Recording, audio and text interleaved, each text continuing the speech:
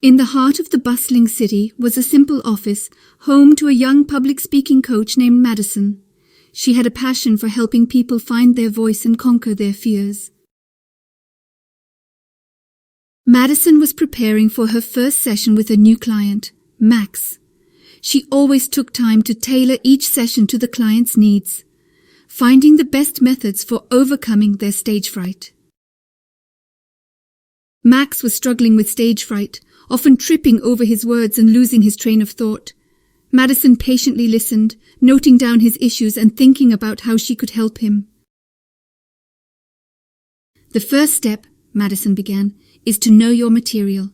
A good speaker is always prepared and familiar with their topic."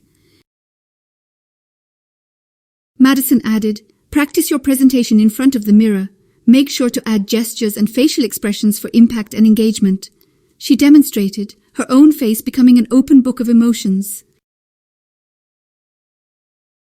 "Stage fright is normal," Madison assured Max. "To overcome it, try to focus on your message rather than on yourself. Connect with your audience rather than fear them. Sometimes all we need is to breathe. Take slow, deep breaths to calm your nerves before and during your presentation," Madison demonstrated, her voice calm and soothing. "Avoid reading from a script," Madison cautioned, her expression stern. "It disconnects you from the audience. Use cue cards if necessary, but try to deliver a conversation rather than a monologue." "Never apologize for being nervous," Madison stated, her voice firm. "Most of the time the audience don't notice the nerves, and even if they do, they empathize with you." Madison then shifted the conversation to storytelling.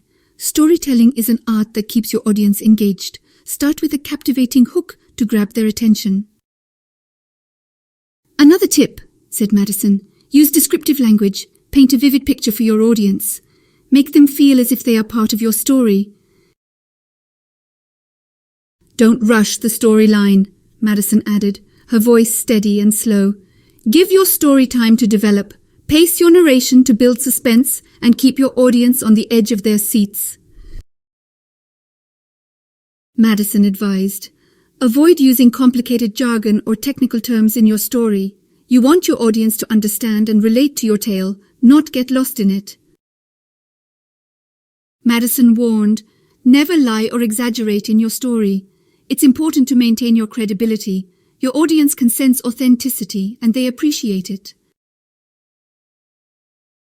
For the remainder of the session, Madison helped Max practice his presentation, offering constructive feedback. Max showed progress, his confidence growing with each attempt. Weeks passed, and with each session, Max became more comfortable with public speaking.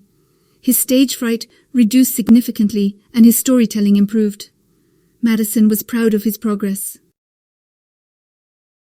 Madison decided to test Max's progress. She arranged for a small audience, consisting of their close friends and family, for Max to give his presentation in front of. Max agreed, albeit nervously. The day arrived, and Max stood in front of the eager audience. He fumbled a little at first, but he remembered Madison's tips and soon found his rhythm. Max convincingly delivered his presentation, demonstrating his knowledge, his passion, and his newfound confidence. The audience was captivated by his storytelling, hanging onto his every word. Madison watched from the back of the room, a proud smile on her face. She saw a new Max standing on the stage, a Max who had learned to overcome his stage fright and master the art of storytelling. After the presentation, Max came up to Madison, his face lit up with joy. "I did it, Madison. I actually did it," he exclaimed, his eyes sparkling with newfound confidence. "You did, Max. You were terrific," Madison responded, her heart full of satisfaction.